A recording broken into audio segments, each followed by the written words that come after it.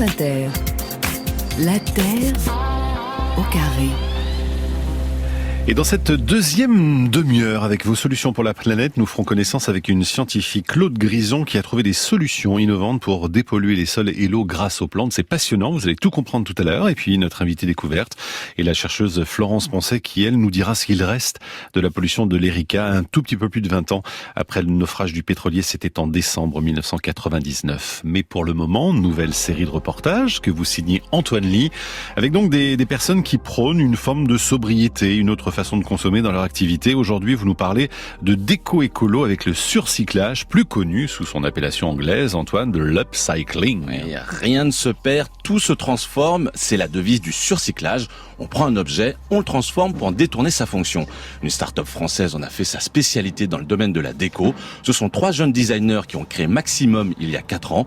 Ils fabriquent des tabourets, des canapés, des lampes ou encore des tables, uniquement avec des matériaux récupérés auprès d'industriels. Une façon originale de lutter contre les déchets et le gaspillage. Il faut savoir qu'en France, l'industrie rejette 1/3 de sa production sous la forme de rebut. Ça représente tout de même près de 30 millions de tonnes de déchets par an.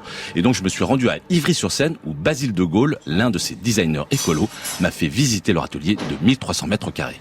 Là, on est en train de fabriquer des piétements en chaîne issus de chutes de tonneaux. C'est un tonnelier français qui nous fournit ces chutes. La machine qu'on entend, c'est une scie circulaire. C'est l'outil basique de la production en menuiserie.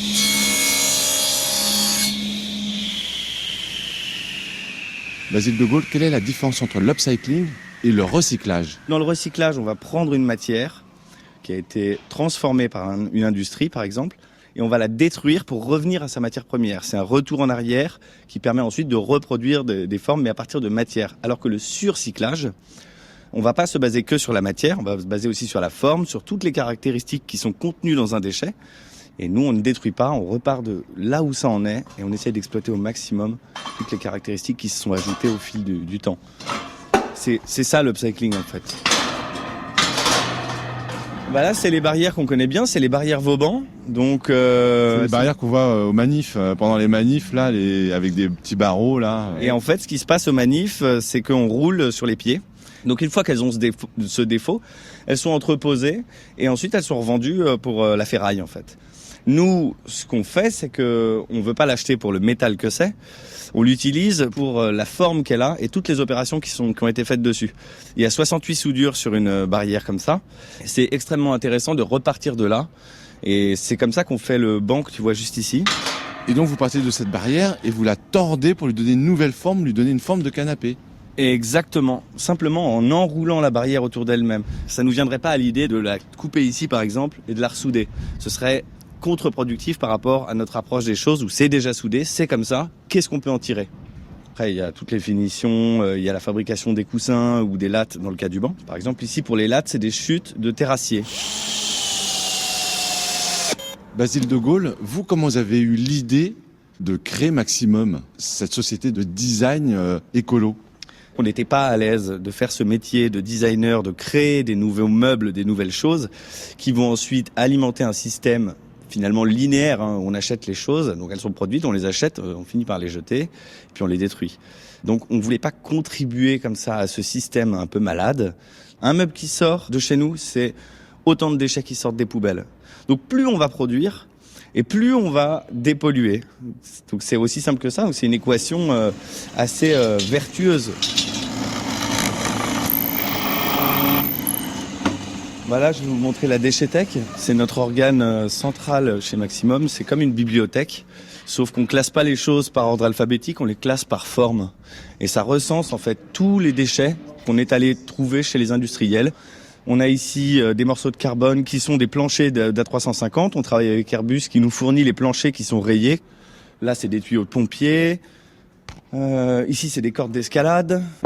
Là, c'est un résidu de bitume quand on fait les enrobés des routes. C'est une matière qui est très belle. Mais sauf que là, on va se poser des questions sur le bitume, de ce que ça dégage en termes d'atmosphère. Et nous, il est hors de question qu'on utilise des déchets qui soient classifiés comme dangereux, polluants pour l'intérieur. Quel est l'intérêt des industries de vous fournir cette matière première ? D'un point de vue économique, c'est très intéressant puisque un industriel qui se débarrasse de son matériau, on va dire en l'enfouissant ou en le faisant détruire par des organismes, il va payer pour ça, et nous on va lui reprendre gratuitement. Donc c'est là qu'on propose quelque chose où il a rien à perdre et où il est du coup content de participer. Alors, est-ce que ça coûte cher, ces meubles surcyclés, Antoine? Eh ben, ça va de 38 € pour des tabourets à 800 € pour certaines tables. Les photos de ces meubles, comme d'habitude, sur la page Facebook de l'émission. Et demain? Eh ben, demain, on parlera des serres connectées. Donc, rendez-vous juste après les infos de 14h. Merci Antoine Ly, à demain. Merci. France Inter. La Terre au carré. Vos solutions pour la planète. Une scientifique a mis avec nous dans vos solutions pour la planète. Elle s'appelle Claude Grison, elle est en ligne avec nous. Bonjour. Bonjour. Bonjour. Bienvenue, vous êtes Claude Grison, éco-chimiste et directrice CNRS de Chimeco, on le prononce comme ça ? Chimeco, voilà, laboratoire de chimie bio-inspirée et d'innovation écologique. Alors pardon, mais je ne comprends pas. Éco-chimiste. Eh bien, vous allez nous expliquer, Claude Grison. Alors, ça consiste en quoi, votre métier ? Alors mon métier consiste à combiner d'une façon un petit peu inhabituelle l'environnement, l'écologie scientifique et une nouvelle chimie qui se nourrit de tous les efforts écologiques qu'on fournit sur le terrain. Alors justement, on pense savoir un peu plus sur le site de Reporter, reporter.net, avec un article du mois de novembre signé Lorraine Lavocat, qui concerne justement vos travaux pour dépolluer les sols et les eaux avec une solution efficace et écolo, ce sont les plantes. Ça, c'est le cœur de votre travail au laboratoire ? Oui, complètement. Donc, on s'intéresse vraiment à des plantes hors normes qui sont adaptées à la pollution et qui vont nous permettre d'élaborer des phytotechnologies qui vont, à leur tour, être très utiles pour restaurer des écosystèmes terrestres, tels que des sols dégradés, pollués, également des systèmes aquatiques. Alors justement, c'est la première partie. Ouais, sur quel type de site dégradé précisément est-ce que vous avez travaillé, Claude Grison ? Alors initialement, on a commencé à travailler sur des sites miniers, d'ailleurs pas très loin de Montpellier, dans le Gard, qui est un ancien département minier important. On a montré que sur des sites qui étaient pourtant très pollués, il était possible de les restaurer, de les dépolluer progressivement à l'aide de plantes qui avaient fini par s'adapter à cette pollution. Ouais.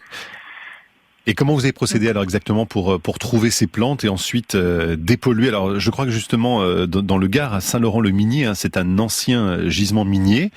C'était une sorte de laboratoire géant pour vous, pour tester vos plantes ?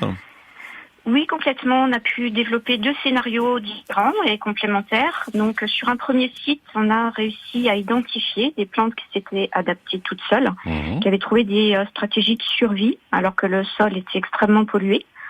On a identifié jusqu'à 500 à 800 fois plus de zinc, de cadmium, de plomb que ce que tolèrent les normes européennes, donc c'est énorme. Ouais. Mais pourtant, 2 plantes uniques qui sont assez extraordinaires, on parle parfois de folie végétale, avaient réussi à trouver des stratégies donc pour se développer malgré tout et à faire mieux que ça, c'est-à-dire à extraire les polluants du sol par leur système racinaire et à transférer ces polluants dans leurs feuilles pour les stocker, comme pour mieux s'en protéger.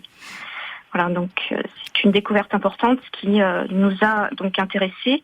On a essayé de savoir comment ces plantes avaient trouvé donc ces solutions pour survivre. Et quand on a compris un petit peu leur physiologie très particulière, on a réussi à les développer de façon intense sur des zones très polluées. Donc ça a été la première étape. Et est-ce qu'il peut y avoir des limites, parce que par exemple sur des sites très contaminés de Fukushima, de Tchernobyl ou encore ou d'autres, est-ce que ça peut réussir à dépolluer complètement des sites comme ça, les simples plantes ? Oui, tout à fait. Il se trouve qu'on a la chance d'avoir, un chercheur ukrainien au laboratoire, donc on est bien informé sur ce qui se passe par exemple à Tchernobyl. Il y a un retour d'expérience relativement intéressant puisque des plantes donc ont montré des signes d'adaptation à la présence de césium radioactif et l'accumulent un petit peu.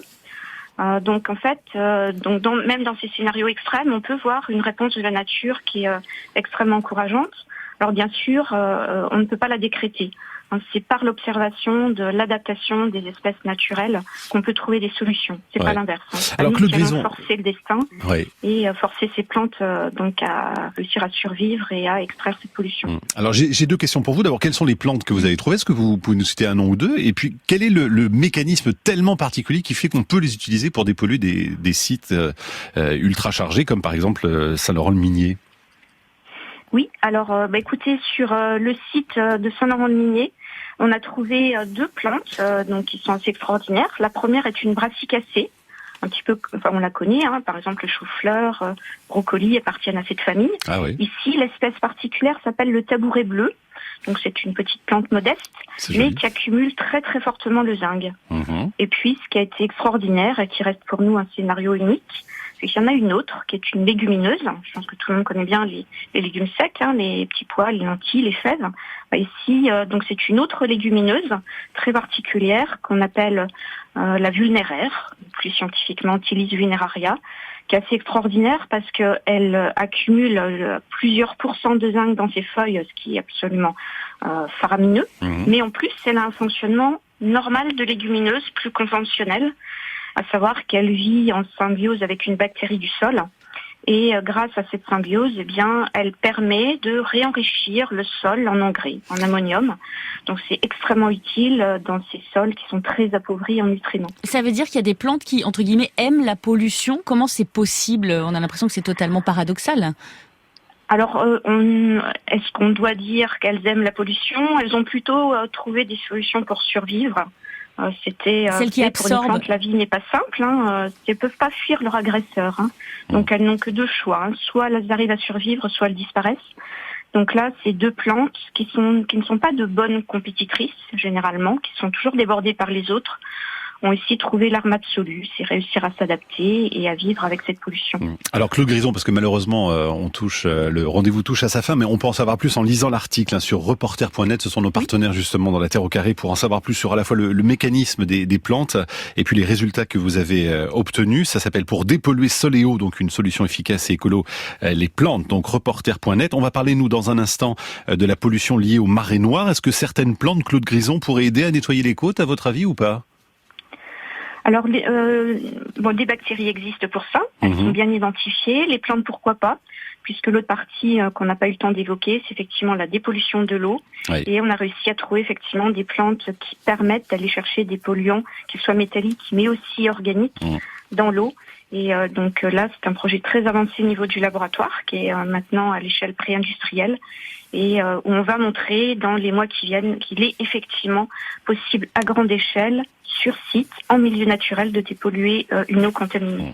Bravo à vous en tout cas Claude Grison, ces recherches avec votre laboratoire qui vous ont valu entre autres un prix de l'innovation. Merci beaucoup d'être venu aujourd'hui nous en parler dans la Terre au carré. Et donc dans un instant effectivement, notre invitée découverte sera la chercheuse Florence Poncet qui va nous dire ce qu'il reste de cette pollution de l'Erika. C'était il y a 20 ans tout juste.